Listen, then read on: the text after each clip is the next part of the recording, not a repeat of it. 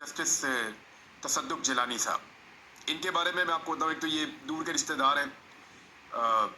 यूसुफ रज़ा गिलानी साहब के Pakistan peoples party के साबिक वज़ीर आज़म वो रहे हैं। फिर अभी हाल ही में इनके एक रिश्तेदार जो हैं, बड़े करीबी रिश्तेदार, वफाकी काबीना का हिस्सा भी रहे हैं, निगरान हुकूमत में वज़ीर ख़ारजा रहे हैं, जलील अब्बास जिलानी। ये ब्यूरोक्रेट भी थे पहले, और अब ये वफाकी काबीना में निगरान वज़ीर ख़ारजा के तौर पर भी रहे हैं। तो ये तो है इनकी रिश्तेदारियाँ। फिर कुछ चीज़ें इनके बारे में जो है पाकिस्तान तहरीक इंसाफ के लोग एतराज़ात उठा रहे हैं।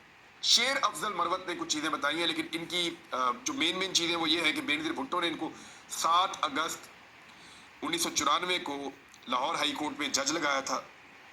मुशर्रफ दौर में 2004 में शौकत अजीज़ साहब ने इनको सुप्रीम कोर्ट में तरक्की दे के वहाँ पे जज लगाए गए।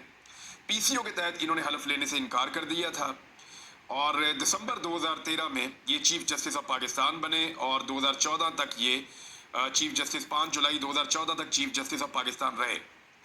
इन्होंने कोई ऐसी चीज़ नहीं की। इफ्तिखार चौधरी साहब के बाद ये आए थे, इनके बाद नासरुल मुल्क साहब आए।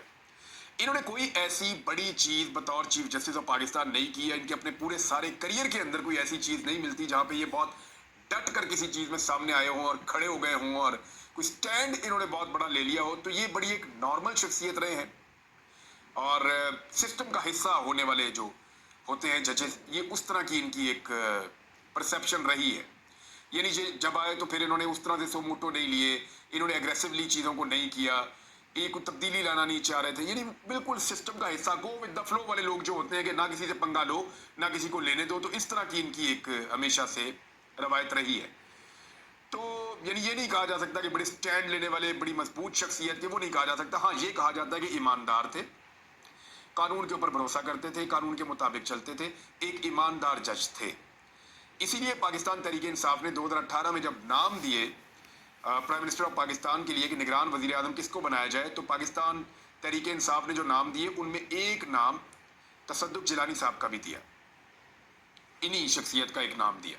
वो इसलिए दिया कि पाकिस्तान तहरीक इंसाफ ये समझती है कि बेज़रर आदमी है, ये किसी के कहने के ऊपर कोई कार्रवाई नहीं करेंगे, ये किसी के कहने के ऊपर किसी किस्म की ज्यादती नहीं करेंगे, वो चीज़ें ये नहीं करेंगे। लेकिन ये स्टैंड ले पाएंगे, चीज़ों को सख्ती के साथ कर पाएंगे, प्रेशर को बर्दाश्त कर पाएंगे, ये अलग सवालात हैं। देखिए, मिसाल के तौर पे निगरान वज़ीर ख़ारजा जलील अब्बास जिलानी, उनके ये चचा हैं। और इसके अलावा जो शेर अफजल मरवत ने एक नुक्ता उठाया, वो ये उठाया कि कानूनी हलकों में जस्टिस जिलानी को जेंटलमैन जज का लक़ब हासिल है, और इनका सबसे मुतनाज़ अमल वो है कि जब जरदारी के खिलाफ स्विस बैंक अकाउंट की समाअत करने वाले सुप्रीम कोर्ट का बेंच काम कर रहा था, तो ये उसको छोड़ गए थे, जिसके नतीजे में बेंच टूट गया था, और उस वक्त फ़ायदा आसिफ अली जरदारी साहब को हुआ था। उस वक्त उन्होंने बीमारी का एक बहाना बनाया था, लेकिन उसी शाम जो है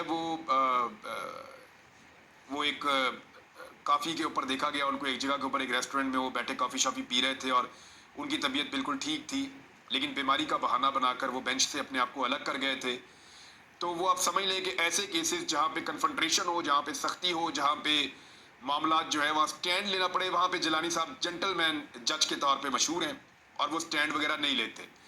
एतदाल पसंद और यकीनी तौर पर 6 जजों के खत की तहकीकात का काम अंजाम देने वाला सबसे मिसफिट शख्स जो है वो यही है।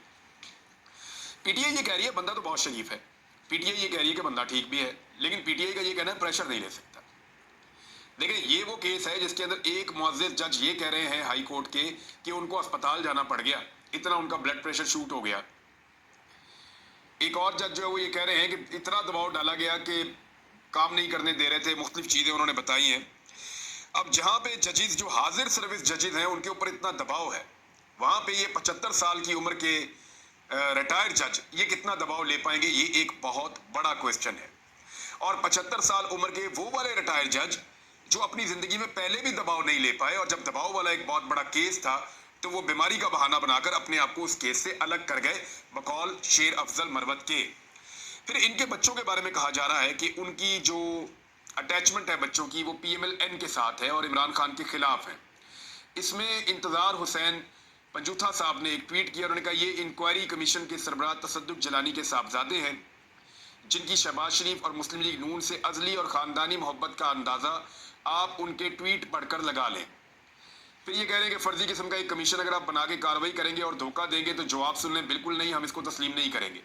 अच्छा, इनके बेटे ने कहा क्या था? एक तो ये उन्होंने कहा था कि opposition leader Mian Shahbaz Sharif should smoothly become the prime minister tomorrow.